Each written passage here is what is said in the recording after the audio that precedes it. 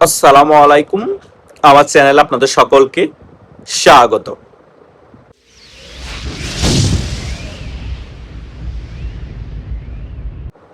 আমার ইউটিউবের অনেক সাবস্ক্রাইবাররা আমাকে সবসময় একটি প্রশ্ন করে যে ভাইয়া, শেখ হাসিনা যে বাংলাদেশে ফিরে আসার ঘোষণা দিয়েছে, কোন কারণগুলোর কারণে শেখ হাসিনা সকল রিস্ক মাথায় নিয়ে বাংলাদেশে ফিরতে চাচ্ছে।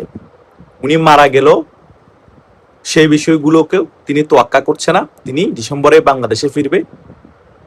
কেন হঠাৎ করে এত তৎপরতা কেন বেড়ে গেল শেখ হাসিনা বাংলাদেশে ফেরার জন্য? তার পিছনে কি এমন বিরাট কারণ আছে? সে সকল বিষয়গুলো আমাদেরকে একটি ভিডিওর মাধ্যমে আপনি ক্লিয়ারলি আলোচনা করুন, আমাদের মনের সকল কনফিউশন দূর করে দেন। আজকে এই বিষয়টা নিয়ে একটি গুরুত্বপূর্ণ আলোচনা করব। আশা করছি আপনারা শেষ পর্যন্ত এই ভিডিওটি দেখবেন, সকল বিষয় একেবারে ক্লিয়ার হয়ে যাবেন। প্রথমত, শেখ হাসিনা যদি এই বছর ডিসেম্বরের মধ্যে বাংলাদেশে ফিরে না আসেন, তাহলে কিন্তু আওয়ামী লীগের রাজনীতি আরো 15 থেকে 20 বছর পিছিয়ে যাবে। আওয়ামী লীগ বাংলাদেশে প্রাসঙ্গিক থাকবে, এটা সত্য। আওয়ামী লীগ বিক্ষোভ মিছিলও করবে, এটা সত্য। কিন্তু আওয়ামী লীগ আগের রূপে বাংলাদেশের রাজনীতিতে 10-15 বছরের ভিতর ফিরতে পারবে না, যদি শেখ হাসিনা বাংলাদেশে এই বছরে ডিসেম্বরে ফিরে না আসেন। আর আরেকটি গুরুত্বপূর্ণ বিষয় হচ্ছে, শেখ হাসিনা বাংলাদেশে না ফিরে আসলে আওয়ামী লীগের অনেক শীর্ষ পর্যায়ের নেতা এবং আওয়ামী লীগের অনেক মধ্যম পর্যায়ের নেতারাও বাংলাদেশে ফিরবে না। তারা মনে করবে, আমাদের নেত্রী শেখ হাসিনা বাংলাদেশে ফিরে নাই, আমরা কেন বাংলাদেশে ফিরে গিয়ে রিস্ক নিব?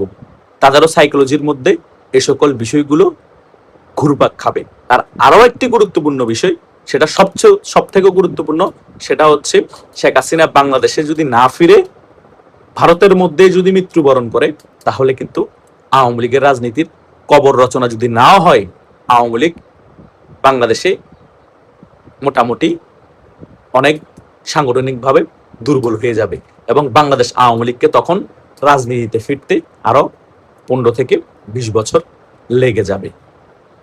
এটাই হচ্ছে বাস্তবতা। এই সকল বিষয়গুলো শেখ হাসিনা মোটামুটি 80 বছর বয়স হলো, তিনি মোটামুটি ক্লিয়ারলি বুঝতে পেরেছেন।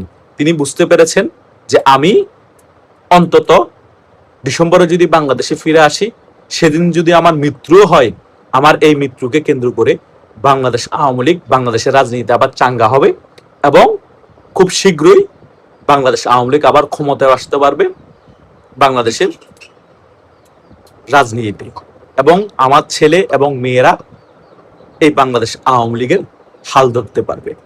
কিন্তু আমি যদি ভারতে মৃত্যুবরণ করি, তখন কিন্তু আমার লাশও হয়তোবা বাংলাদেশে ফিরতে দেওয়া হবে না এবং আমার ছেলে এবং মেয়েরা হয়তোবা বাংলাদেশে নাও ফিরতে পারে এবং আওয়ামী লীগের শীর্ষ পর্যায়ের কোনো নেতাই তখন আর বাংলাদেশে ফিরবে না।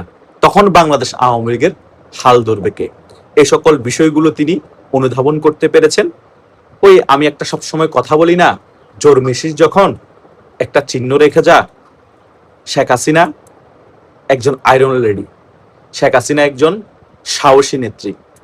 তিনি 45 বছর উপরেই বাংলাদেশ আওয়ামী লীগের সভানেত্রীর দায়িত্ব পালন করছে এবং বাংলাদেশ আওয়ামী লীগের হাল ধরে রেখেছে। তিনি এভাবে একটা সংগঠনকে হারিয়ে যেতে দিবে না। তিনি ওনার জীবনের রিস্ক নিয়ে হলো বাংলাদেশ আওয়ামী লীগকে বাংলাদেশে ফিরে এসে আবার চাঙ্গা করবে। বিনিময়ে তিনি মারা গেল, বিনিময়ে তিনি ফাঁসির দড়িতে ঝুলল, তিনি সেটা তোয়াক্কা করেন না। তিনি ভালো করেই জানে, তিনি যদি ডিসেম্বরে বাংলাদেশে ফিরে আসে, বাংলাদেশের মধ্যে তখন যে কোনো কিছু ঘটতে পারে। হয়তোবা ওনাকে মেরে ফেলারও প্ল্যানিং হতে পারে, হয়তোবা ওনাকে জেলে নিয়ে গিয়ে ফাঁসি দেওয়ারও প্ল্যানিং হতে পারে, হয়তোবা বাংলাদেশের জনগণ আওয়ামী লীগের নেতা কর্মীদের পাশে দাঁড়িয়ে আরেকটি পাল্টা অভ্যুত্থানও ঘটিয়ে দিতে পারে। সকল কিছুই বাংলাদেশে তখন হওয়া সম্ভব, কারণ বর্তমান বিএনপি সরকার শেখ হাসিনাকে তখন না পারবে গিলতে, না পারবে ভূমি করে ফেলে দিতে, না পারবে আওয়ামী লীগকে রাজনীতি করার সুযোগ দিতে, না পারবে কার্যক্রম নিষিদ্ধ করে আওয়ামী লীগকে দমন নিপীড়ন করতে। সো শেখ হাসিনা সকল কিছু মোটামুটি তিনি পর্যালোচনা করে চিন্তা করে সকল কিছু গুছিয়ে নিয়েই সকল কিছু বুঝতে পেরে জীবনের রিস্ক নিয়ে হলো তিনি ডিসেম্বরে বাংলাদেশে ফিরে আসার সিদ্ধান্ত নিয়েছে। এই সকল কিছুর মিশালেই এই কারণগুলোর কারণেই শেখ হাসিনা ডিসেম্বরে বাংলাদেশে ফিরছে। এই বিষয়গুলো এখন বিএনপি, জামাত, এনসিপি সকলেই মেনে নিয়েছে শেখ হাসিনা যে ডিসেম্বরে বাংলাদেশে ফিরছে। এতদিন তারা গালবাজি করত, শেখ হাসিনাকে ফিরিয়ে আনার জন্য আমরা কাজ করছি, আমরা প্রত্যর্পণ চুক্তি অনুযায়ী ভারতকে জানিয়েছি তারা যাতে শেখ হাসিনাকে আমাদের কাছে ফিরিয়ে দেয়। এখন কিন্তু তারা এই সকল কথা বলছে না। তারা এখন মনে প্রাণে চাচ্ছে কোনোভাবেই যাতে ভারত শেখ হাসিনাকে বাংলাদেশে ফিরে আসতে না দেয়, শেখ হাসিনা বাংলাদেশে ফিরে না আসুন। অন্তত যেভাবে আছে আমরা সেভাবে ভালো আছি, আমরা এখন আর গালবাজি না করি, চুপচাপ থাকি। কিন্তু শেখ হাসিনা নিজেই বলছে আপনারা আমাকে ফিরিয়ে আনা লাগবে না, আমি নিজেই ডিসেম্বরে বাংলাদেশে ফিরছি, আপনাদের যা কিছু করার আপনারা করতে পারেন, তবুও আমি বাংলাদেশে ফিরবো এবং মাথা উঁচু করেই ফিরবো। এই বিষয়গুলো হচ্ছে মূল কারণ শেখ হাসিনা বাংলাদেশে ফিরে আসা। তাই আপনাদের মনের মধ্যে যে প্রশ্নগুলো ছিল কোন বিরাট কারণে শেখ হাসিনা সকল রিস্ক মাথায় নিয়ে বাংলাদেশে ফিরে আসছে, সেই কারণগুলো কি কি এবং মাথায় শেখ হাসিনার কি কি চলতে পারে, সেই বিষয়গুলো আমি এই ভিডিওর মধ্যে উল্লেখযোগ্য যেগুলো আছে সেগুলো আপনাদের মাঝে তুলে ধরার চেষ্টা করেছি। আশা করছি মোটামুটি আপনারা সকল প্রশ্নের উত্তর পেয়ে গিয়েছেন। আর ওই যে কথাটা বলেছিলাম, জোর মেছিস যখন একটা চিহ্ন রেখে যা, শেখ হাসিনা সেটা মোটামুটি মাথায় রেখেই আগাচ্ছে। শেখ হাসিনা যদি বাংলাদেশে ফিরে আসার পরে ফাইট করে 1-2 বছরের মাথায় মারাও যায়, অন্তত শেখ হাসিনাকে আজীবন বাংলাদেশের মানুষ মনে রাখবে, আওয়ামী লীগের নেতা কর্মীরা মনে রাখবে এবং আজীবন স্মরণ করবে সাহসী নেত্রী হিসাবে এবং সেলুট হিসাবে ওনাকে সবসময় সম্মান জানাবে সেলুট দিয়ে। এটা হচ্ছে বাস্তবতা, কারণ তিনি একটা চিহ্ন রেখে গিয়েছেন বাংলাদেশের রাজনীতিতে। এই ব্যাপারগুলো আওয়ামী লীগের শীর্ষ পর্যায়ের সকল নেতার অনুধাবন করতে হবে, কারণ সকলের বয়স এখন প্রায় 65-70-এর উপরে চলে গিয়েছে।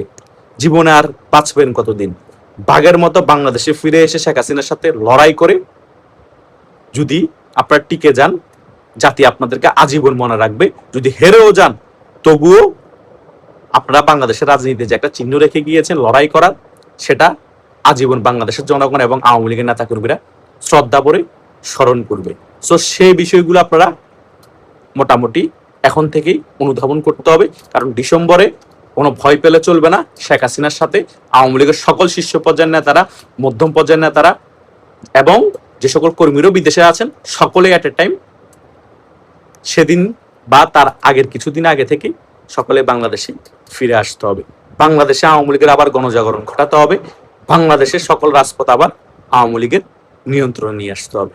আশা করছি আমি এই ভিডিওর আলোচনায় যে সকল বিষয়গুলো আপনাদেরকে বোঝানোর চেষ্টা করেছি এবং যে সকল গুরুত্বপূর্ণ বার্তা দিয়েছি, যারা আমার এই ভিডিওটি প্রথম থেকে শেষ পর্যন্ত দেখেছেন তারা মোটামুটি সকল বিষয় ক্লিয়ারলি বুঝতে পেরেছেন। ধন্যবাদ সকলকে।